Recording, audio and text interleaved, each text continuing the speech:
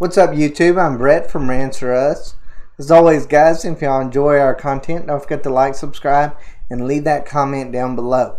Alright, so this is our episode 4 review of Disney Plus's Loki here on Rants.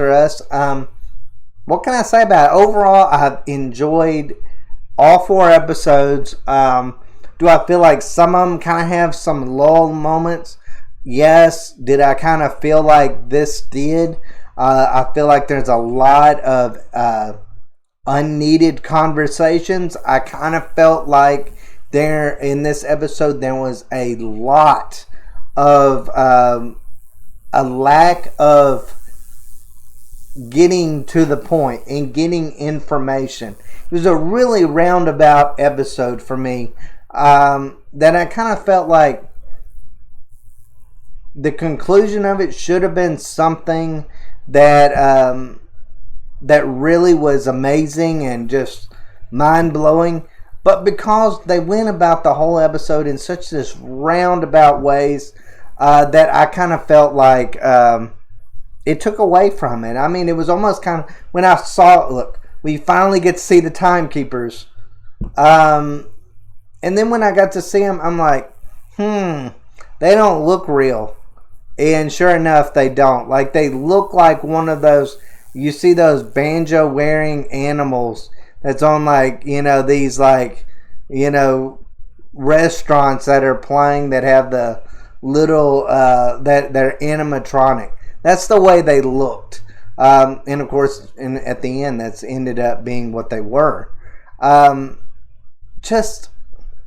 This episode, like I said, wasn't necessarily my favorite episode all the way around. There was some things. I felt like episode 3 has some more of those head scratcher moments to it, where where they would just they would be in a rush and they'd take their time, and be in a rush and take their time. A lot of little things along those lines. But episode 4 was more let's just lollygag around in a lot of ways. Look, it all starts off Loki, Sylvie having a moment at the end of the world on Lamentus.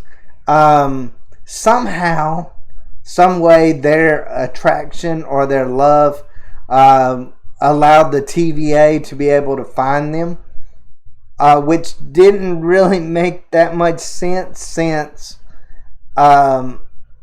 I thought at the end of the world thing that, she was hiding. I thought the TVA maybe couldn't pick up those things. That was the reason why I had that fan theory about, maybe they never actually left that supermarket. Well, that all got thrown out the window. But the reason why I thought that is because I was like, why would the TVA go after them? I never really understood why the TVA went after them if at the end of the day they were going to die. Like, if you wanted them dead, why would you not just leave them where they were? They were out of your hair, out of sight, out of mind. Even that Renslayer, to a certain extent, kind of states that, but then she goes and has them captured. That made no sense to me. No sense at all. If you wanted them dead, what does it matter if they get tried or interrogated? Like, what information are you really supposed to get out of them? It made no sense to me at all. This was a very strong episode, I thought, from Owen Wilson, though. I really do enjoy his character, Mobius. I really, going into Loki, I really thought he was going to be a really weak point, but he's actually turned out to be one of the strongest characters on the show. To a certain extent, I even kind of feel like he's overshadowed Tom Hiddleston to a certain extent.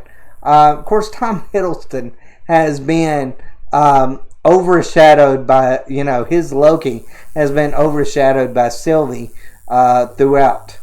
They keep making these references. Well, you're just not the smart variant. You're the weaker of the 2 variants, which there was really nothing that proved that in any way. Why would you send the weaker one to go find out and take down the stronger one? That's really the way you felt towards them. There was some moments in it. It's like that moment where that to be able to get information out of Loki, he sends him back to Asgard to let him get kicked in the balls a few times in this time loop thing for like 20 or 30 times. Like, I guess that was done for like comic effect, but from a reality based standpoint, if you were really wanting to get something out of him, it seems like there's better ways to do it than just the kick in the balls and to be told that you're worthless, over and over by somebody you really didn't care about that much in the first place. So, I mean, at the end of the day, I'm like, what did that really supposed to have accomplished at all? It didn't accomplish anything.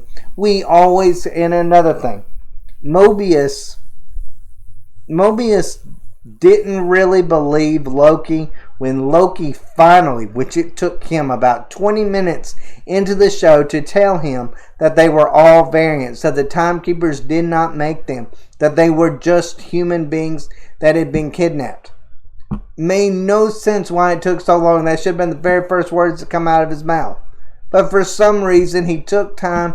He really could have allowed... what if he would have died during that moment? What if Sylvie would have died in the time that it took for them to finally get to the point of that? And then, of course, Mobius blew it off. But then Mobius ends up, through Renslayer, finding out, or spying on Renslayer, finds out that it's actually true. It was there was some really shocking moments. I don't really understand what is... I'll be honest, I've watched this episode twice. I still don't really quite understand what's going on.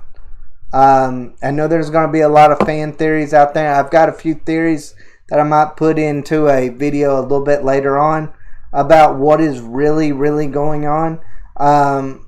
But we actually get some really quality deaths. But in Marvel fashion, or just really in television fashion now, they're not real deaths. Does anybody really believe that Loki's dead? No.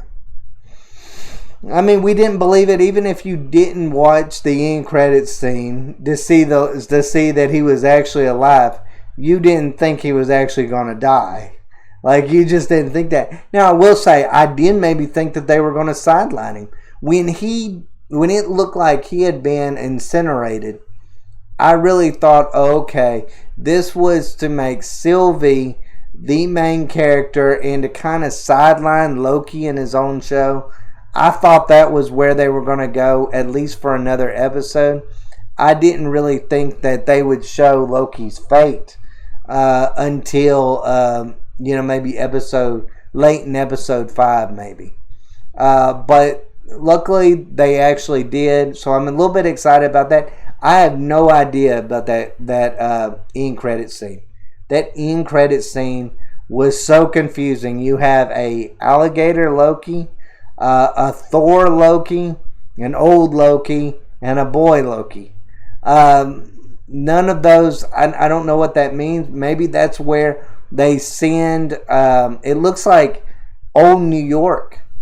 Yeah, it looks like where Avengers Tower has just collapsed. Maybe that was when Iron Man didn't stop the bomb from exploding. And what was it? Was it Endgame? It was one of those. No, it wasn't Endgame.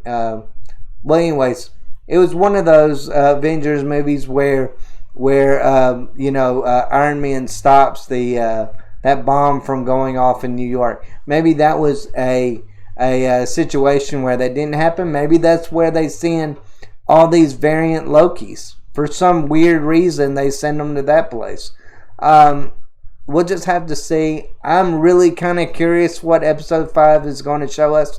I'm glad that we got a clear message of what the timekeepers actually are, though. I really am. Or exactly the idea that I thought it was going to be like episode 6 before they had this big reveal that, hey, that's like Wizard of Oz. that, the timekeepers aren't real or something along those lines. They've been hinting to it so much in this show that it really wasn't that much of a shock. I kind of wish that they would stop with all the dang foreshadowing. You can leave a hint here or there, but it was just so strong throughout this show of timekeepers aren't real. Timekeepers aren't real. And it's like the time lizards have kind of become like this little meme out there simply because it's been hinted at so much that they weren't real. And now that we finally get a conclusion that, hey, they're not real, so who's really behind all of this? It just, I don't know. It just, to me, is one thing I'm glad that at least they got done and over with in episode 4, which gives us, 2 episodes to go before, we can, where we can find out, exactly who's the one behind the curtain. Is it Kang the Conqueror? I mean, it kind of feels that way now. I was thinking, I don't know, after last episode, I was like, they're probably not going to put him in this. Now I'm thinking they're definitely going to put him in this because it's not Renslayer.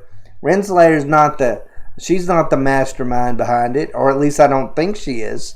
But, her being kept alive by Sylvie might actually imply that, hey, you know what? If she's not the mastermind behind it, she knows who the mastermind is and what is going on. And the reason why I say Renslayer is not the mastermind is simply because she was a Minuteman.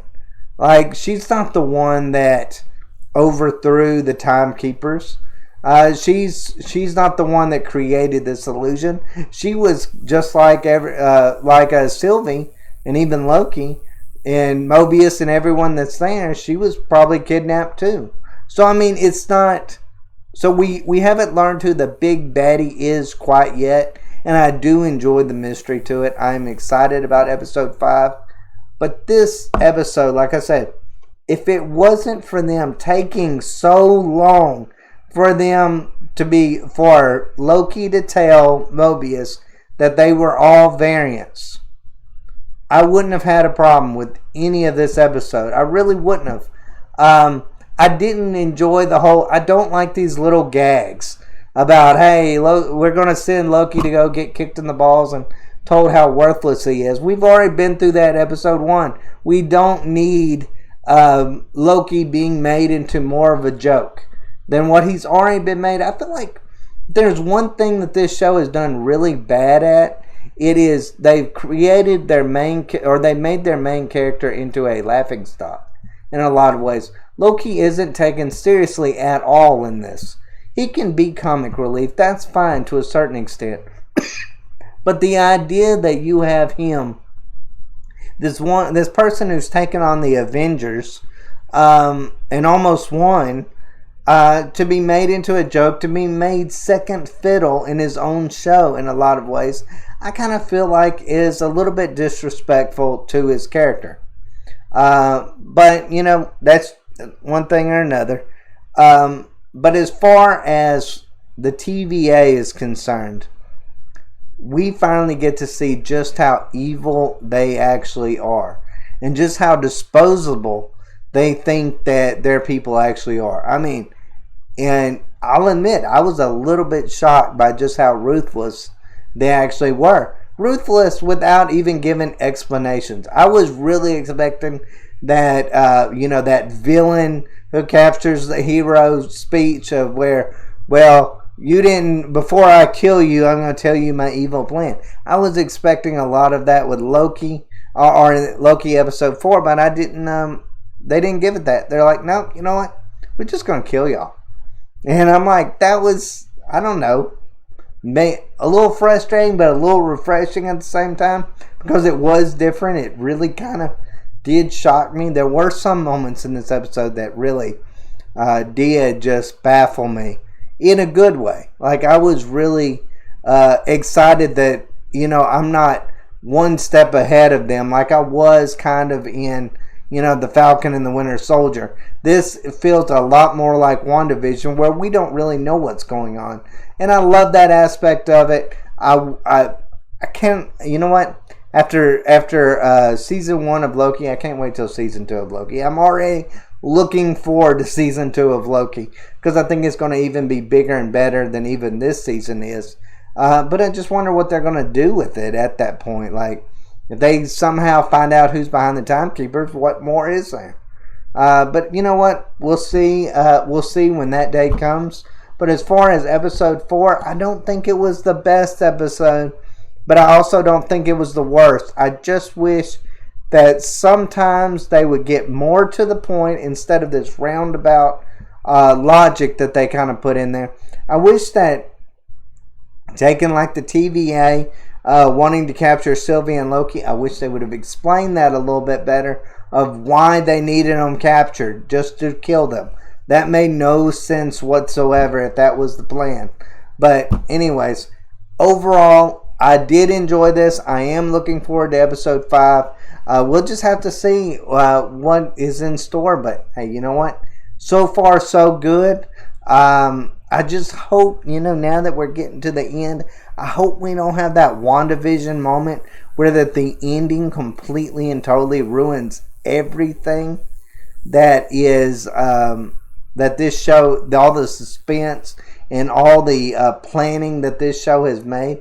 I hope it's not just something really, really silly that just completely ruins season 1 for me. So the further I get in this, the more I'm like, oh, is there going to be that one cringe-worthy moment? Is there going to be that moment that just makes me go, you know what, this isn't even rewatchable? I hope that isn't the case. I hope we don't get a WandaVision season finale ending like what we did in that show. I hope it's a little bit more compelling. I hope it sticks to the story that they've created so far, and it's not just something out of left field. I hope that's the case. But overall, guys, let me know what y'all think. Did you love it? Did you hate it? Are you looking forward to episode 5? Let me know in the comments down below. As always, guys, thanks for watching. Y'all take care.